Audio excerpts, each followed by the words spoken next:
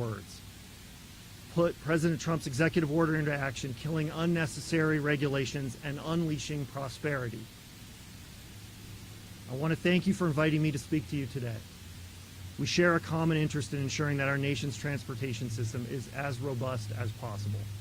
I look forward to our continued work together. Thank you. And now, let me turn it over to our next speaker, Forest Supervisor James Malonis.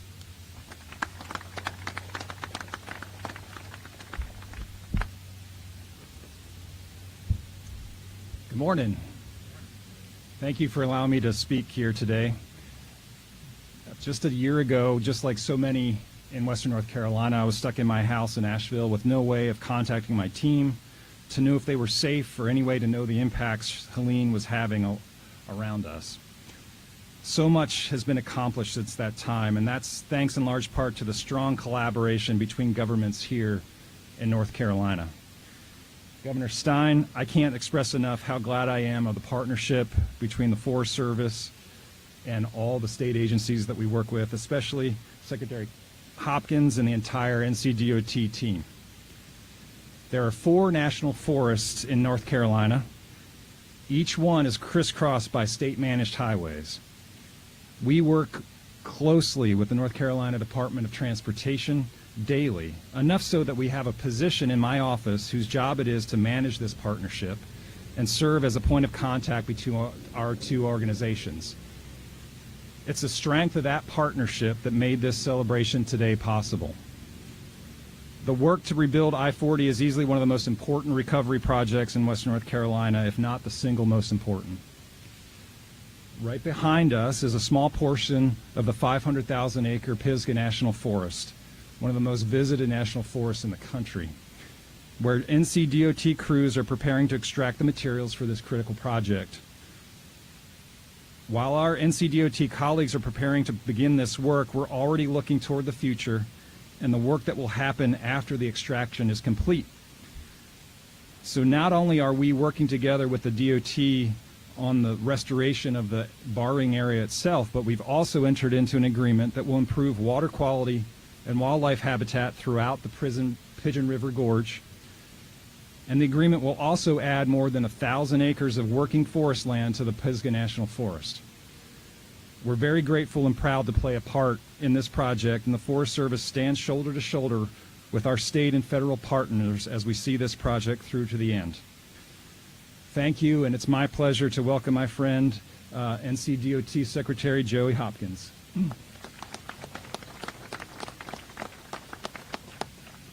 Good morning.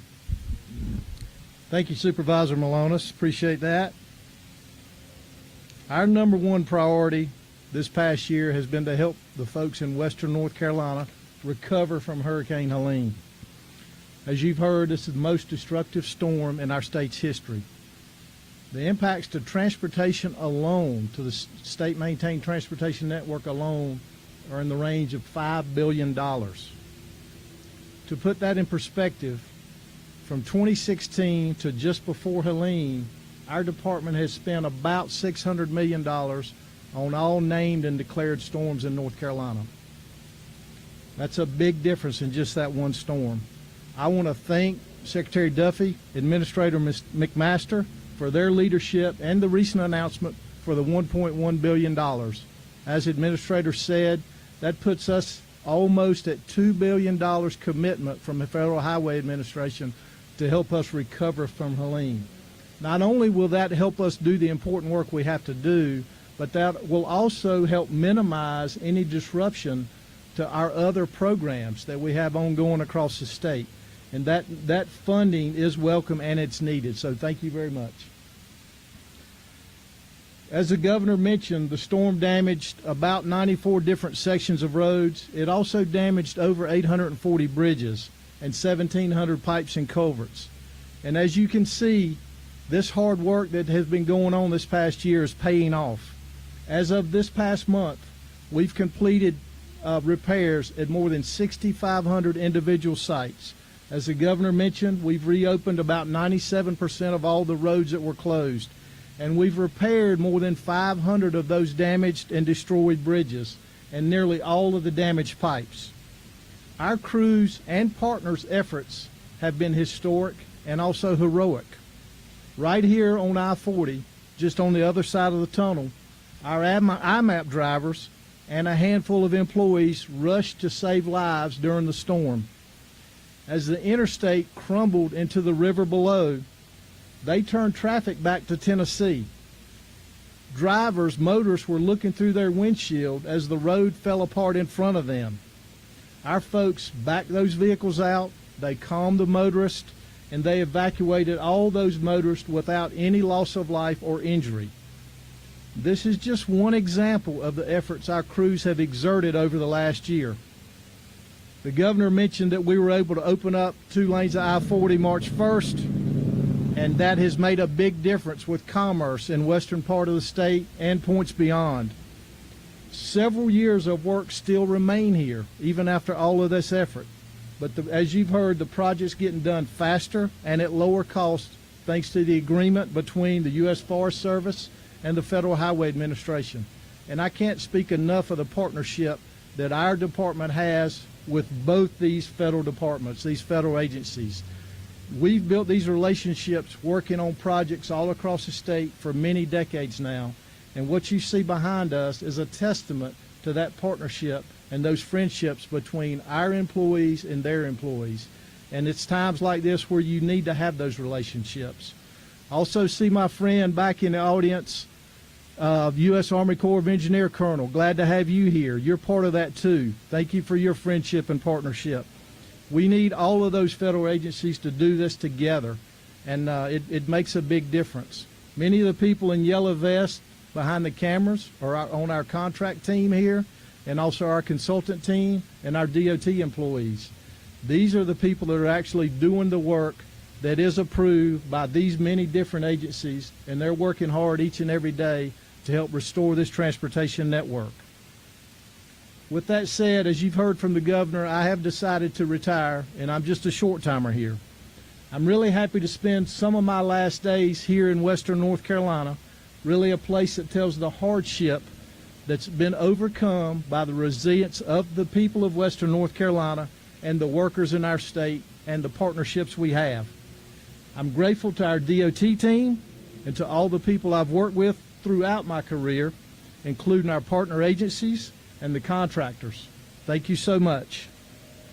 We've tackled, thank you.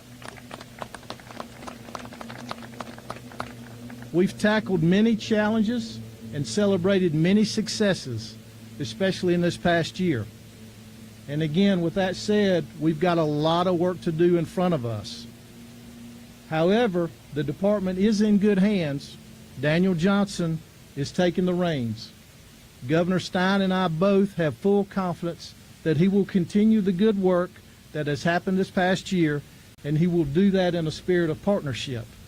Thank you again for supporting the recovery efforts, and I want you to know that our department will see this through to the end. And with that said, I'm going to turn it over to Secretary Johnson for comments.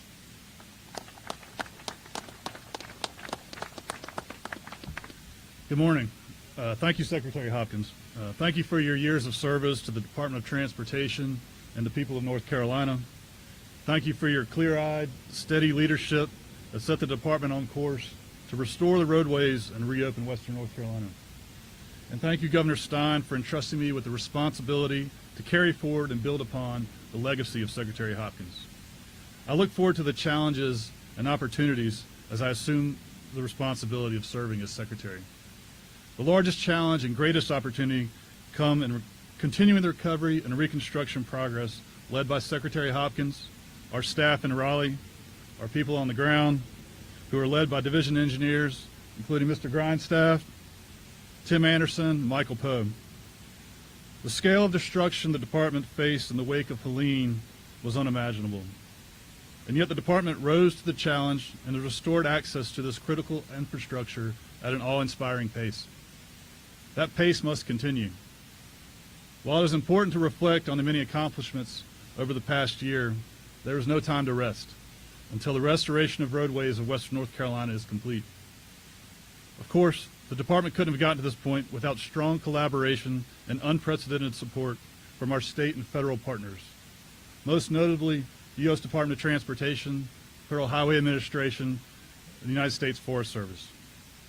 I want to thank you, Administrator McMaster and Supervisor Malonis, and your teams. I look forward to continuing the collaboration that has allowed for the progress to date and has set the stage for the full restoration of the roadways of Western North Carolina. Finally, I want to thank our families and neighbors, our contractors and suppliers, and the crews from across the state and beyond who have made this massive recovery effort possible.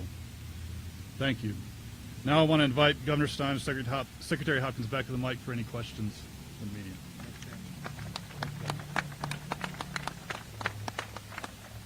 We're happy to take any questions if there are. Yes, sir.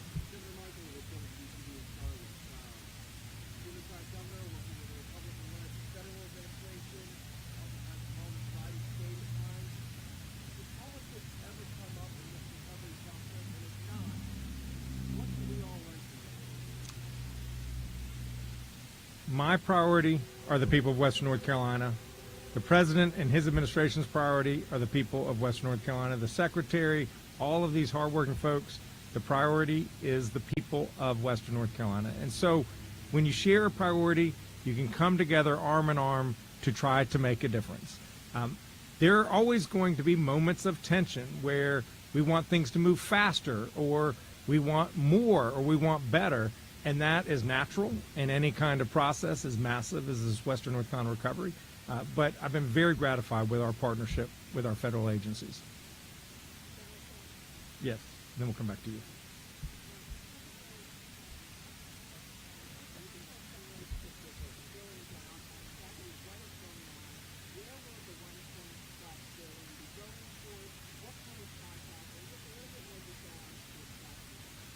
So I may have to call on some more experts on the extraction, but starting there first. Right behind us are bents for the bridge crossings that will cross over the Pisgah National Forest. I'm sorry, over the Pisgah River. And so there will be a pair of bridges that cross right here, right behind us. And if you look across the river just down below, you see the bents on the other side that's starting that. These round things are piers or bents where the bridge will sit on. And so there'll be two one-way bridges crossing here. They're temporary bridges that will come out once the material has been extracted. Going up behind the mountain behind me is a haul road.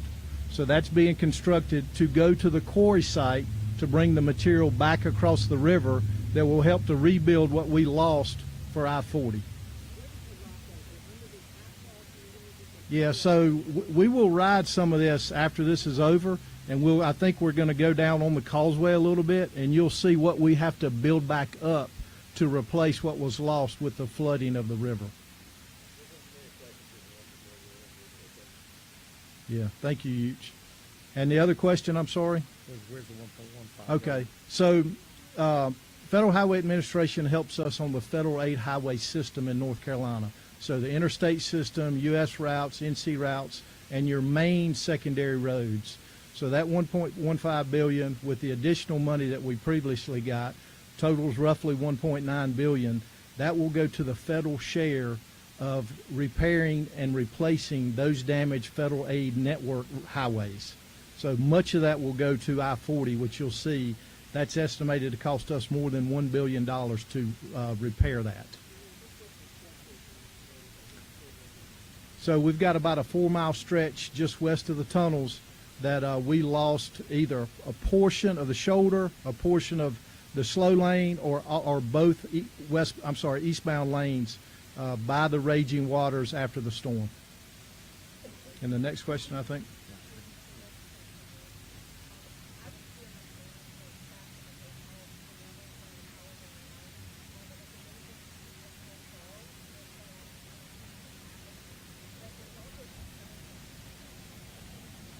Yes.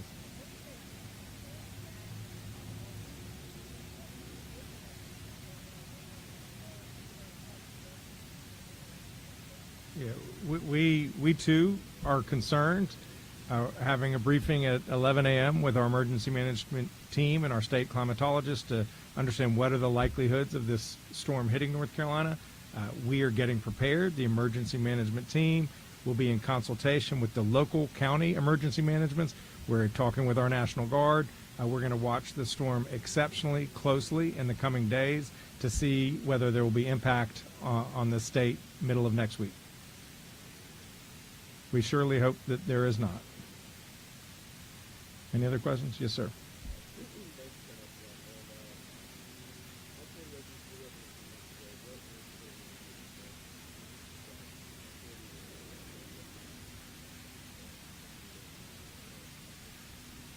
That's a question. What's the cost to get it done and what needs to be done? Yeah, so a lot of more detail you'll get on the trip, but just basically, we've got to rebuild from the river up what was lost. And so that's mostly the 2 eastbound lanes coming out of Tennessee to right before you get to the tunnel. So that's a lot of work that has to be done. The current estimates have that somewhere just over $1 billion total in repair work to do that, and it will take a few years to get that done. Our target is to have it reopened in late 2028. One more question? Yes, sir. Thank you.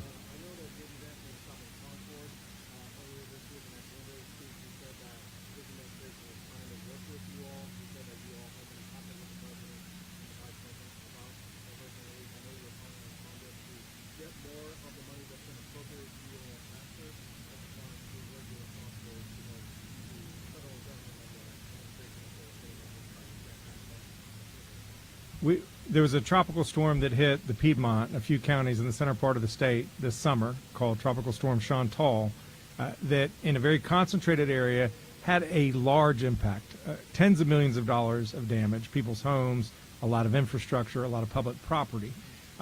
I had applied to the federal government for federal aid, public assistance aid, to help us bear the cost of that storm. And about 2 or 3 weeks ago, the president called me to share the good news that he had granted that request. And we are now going to be in partnership with the federal government to help our neighbors in the central part of the state. In that call, I said I was coming up to Washington next week, the next week, to make a request of $13.5 billion of the federal government because North Carolina needs our fair share. Like I said, we are grateful for every dollar the federal government has given us. They just haven't given us enough yet. And I hope and expect that they will. And so he said, well, I will make my OMB director, Russ Vogt, available for you. And so when I was in Washington, I met with our 2 U.S. senators, I met with the vast majority of our congressional delegation, and I met with Director Vogt and Deputy Director Bishop.